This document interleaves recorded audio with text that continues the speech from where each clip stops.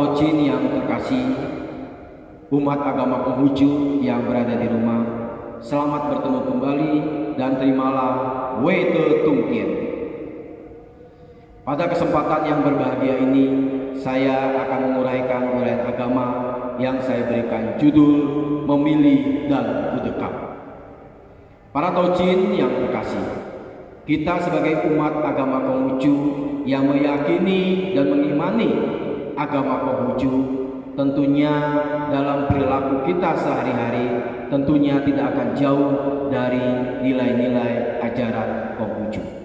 Setiap ucapan kita, setiap tingkah laku kita, baik posisi kita di rumah, baik posisi kita di kantor, baik posisi kita di toko, semuanya tentu menggambarkan ajaran dari Nabi Kunci kita yang kita agungkan.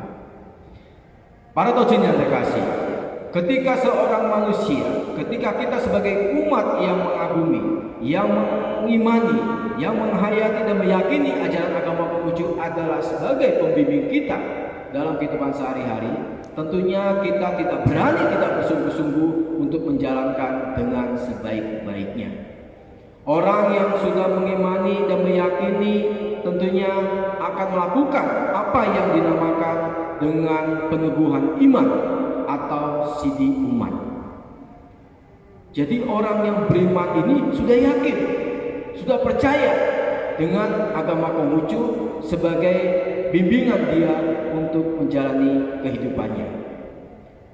Lalu apa itu beriman? Beriman itu artinya adalah iman. Iman itu apa artinya? Artinya adalah keyakinan dan kepercayaan. Tentunya yang berhubungan dengan nilai-nilai keagamaan, yang berhubungan dengan Tuhan, berhubungan dengan Nabi, berhubungan dengan kitab suci, dan berhubungan dengan ajaran-ajaran agama. Lalu apa konsep iman dalam agama Konghucu? Dikatakan bahwa iman dalam konsep agama Konghucu berarti adalah Cheng. Cheng ini kalau dibangun dari dua kata huruf berarti terdiri dari Yan dan Cheng. Yan ini artinya apa? Artinya adalah ucapan atau tingkah laku yang mengkerucut atau kita bisa jadikan menjadi perilaku. Sedangkan Cheng ini apa? Cheng ini adalah jadi atau sempurna, atau kita kerucutkan menjadi perwujudan. Sehingga kalau kita masukkan kata iman atau Cheng ini dalam konsep atau konteks jalan suci Tuhan, maka umat Konghucu meyakini akan kesempurnaan kebajikan Tuhan. Kesempurnaan Tuhan dalam menciptakan alam semesta ini beserta isinya, sifat-sifat Tuhan yang sangat sempurna sekali. Lalu kalau kita masukkan konteks ke dalam jalan suci manusia atau rentau, maka Cheng atau iman ini bisa kita artikan bahwa setiap niat, hati, kata-kata harus sesuai dengan perbuatan, sehingga apa yang ada di dalam sama dengan ada yang di luar, sehingga inilah satu kesatuan yang terbaik sehingga menjadi seorang cincin. Tentunya yang di dalam kebajikan, maka perilaku kita, perbuatan kita pun akan penuh kebajikan. Kembali ke dalam sidi umat atau peneguhan iman. Ketika umat Konghucu akan dilakukan peneguhan iman atau sidi umat, maka dia akan menerima ayat-ayat dalam upacara peneguhan iman tersebut. Ayat-ayat ini kalau digabungkan atau disimpulkan, maka seorang umat Konghucu akan mempercayai, akan mengetahui dari mana dia berasal dan akan kemana dia akan kembali. Dia akan percaya pada Tuhan. Lalu dalam kehidupannya sehari-hari, bagaimana dia harus berperilaku penuh kebajikan. Sebagai bekal tentunya ketika dia akan dipanggil kepada Sang Pencipta. Dia ajarkan bagaimana cara hidup, berbicara, bertingkah laku, bagaimana tidak menyakiti orang, bagaimana berbuat kebajikan. Inilah ayat-ayat yang akan diberikan. Lalu ketika dia kembali kepada Sang Pencipta, dia akan siap dengan bekal yang sudah disiapkan di dunia ini. Inilah rangkaian ayat yang akan diberikan pada saat upacara peneguhan iman. Maka dia akan mengetahui awal dari mana dia berasal, bagaimana dia hidup, dalam kehidupan ini penuh kebajikan, lalu ketika dia kembali, maka dia akan sudah punya bekal untuk menghadap Sang Pencipta. Lalu apa ayat-ayatnya? Yang pertama, ayat yang akan diberikan oleh seseorang yang akan disitu umat berbunyi, firman Tuhan itulah dinamai watak sejati. Hidup mengikuti watak sejati itulah dinamai menempuh jalan suci. Bimbingan untuk menempuh jalan suci itulah dinamai dengan agama.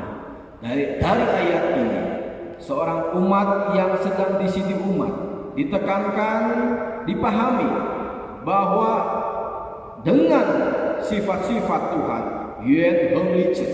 maka dipercikanlah kepada seorang manusia yang berupa sing atau watak sejati. Dia tidak memandang orang itu baik dari keluarga kaya atau miskin, baik dari perempuan ataupun dari laki-laki, semua diberikan yang namanya watak sejati. Tentunya orang yang diberikan benih-benih kebajikan tersebut atau watak sejati ini, tentunya diharapkan dalam kehidupannya bagaimana dia mengembangkan, mengembilangkan yang namanya watak sejati itu. Mungkin orang tidak tahu bagaimana cara mengembangkan, maka datanglah agama. Agama menuntun bagaimana cara dia mengembangkan cinta kasih dia, bagaimana mengembangkan kebenaran dia, susila dia, bijaksana dia, sehingga dia tidak akan salah jalan bagaimana dia mengembangkan sing atau watak sejati itu.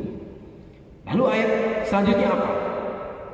Dikatakan, adapun jalan suci yang dibawakan oleh kitab Tasyir atau ajaran besar itu yaitu menggemilangkan kebajikan, mengasihi rakyat atau sesama manusia, dan berhenti pada puncak kebaikan. Dari ayat ini pun dijelaskan bagaimana seseorang yang mempunyai benih-benih kebajikan itu yang baik, maka diharapkan terus jadi baik terus setiap hari, baik terus setiap hari, dan baik terus setiap hari. Jangan sampai turun. Ketika kebaikan ini sudah terus terjadi pada diri dia, maka dalam konsep agama Konghucu, ketika seseorang sudah bisa membina dirinya, sudah baik untuk dirinya, maka dia harus mengimplementasikan kepada orang lain, berbuat baik kepada orang lain, sehingga dikatakan mengasihi sesama manusia. Lalu yang terakhir adalah berhenti pada puncak kebaikan. Artinya apa? Ketika seseorang mempunyai posisi, dimanapun dia posisi itu berada, maka lakukanlah yang terbaik, yang semaksimal mungkin. Ketika dia sebagai seorang ayah, maka dia harus berhenti pada sikap kasih sayang. Maka sebagai anak yang mempunyai ayah, yang punya sifat kasih sayang, maka anak akan merasa nyaman, bangga punya seorang ayah atau orang tua yang punya sifat kasih sayang. Lalu ketika kita sebagai anak, maka berhenti pada sikap berbakti. Artinya apa? Bahwa kita dalam bersikap, bertingkah laku terhadap orang tua harus punya sikap berbakti, sopan, menuruti apa yang dikatakan orang tua, tidak melanggar, tidak membantah apa yang dikatakan orang tua. Lalu posisi apa lagi? Sebagai atasan dia harus seperti apa? Bawahan harus seperti apa? Kawan, sahabat harus seperti apa? Semuanya ini kita berhenti pada puncak yang paling maksimal, yaitu puncak yang baik.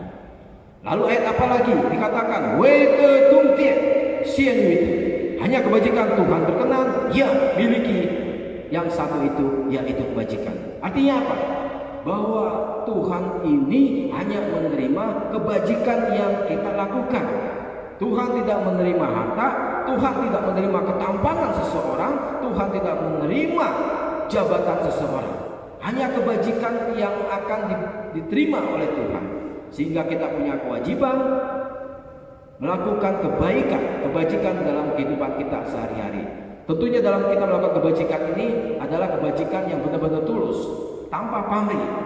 Bukan berarti kita melakukan kebajikan ingin dipandang, ingin dipuji, bukan.